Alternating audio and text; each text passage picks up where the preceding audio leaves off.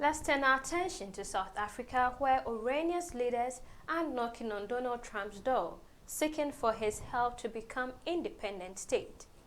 Orania, a group of white Afrikaners, was opposed to majority black rule when apartheid ended some 3 decades ago that they carved out a separatist enclave, the only town in South Africa where all residents, including menial workers, are whites. Orania was founded in 1991 as apartheid crumbled under the weight of international outrage and internal resistance. The group purchased about 8,000 hectares along the Orange River to create a whites-only homeland, clinging to the belief that their culture and identity were under threat.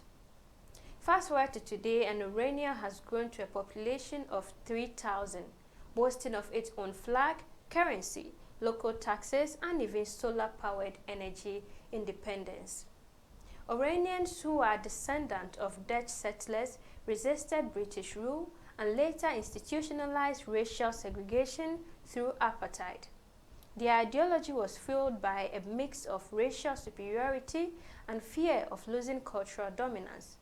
Orania's existence is a stark reminder of this legacy.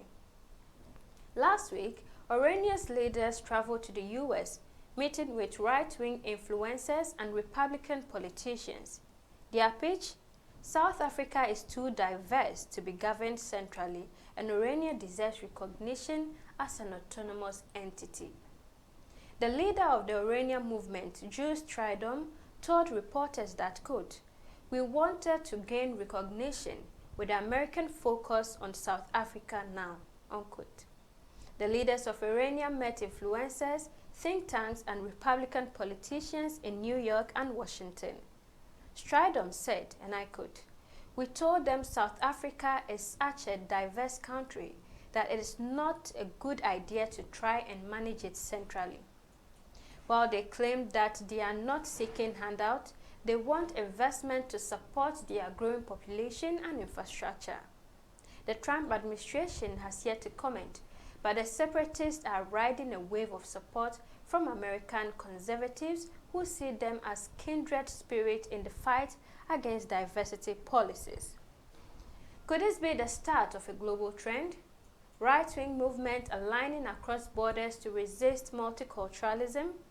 Orania's leaders insist they are not asking for apartheid's return, but critics argue their actions stoke racial tensions and undermine South Africa's unity.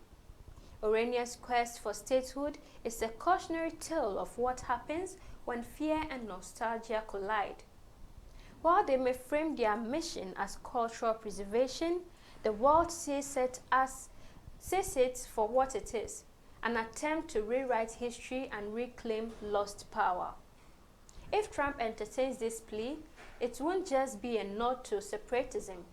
It will be a slap in the face of the progress of South Africa that they have fought so far hard to achieve.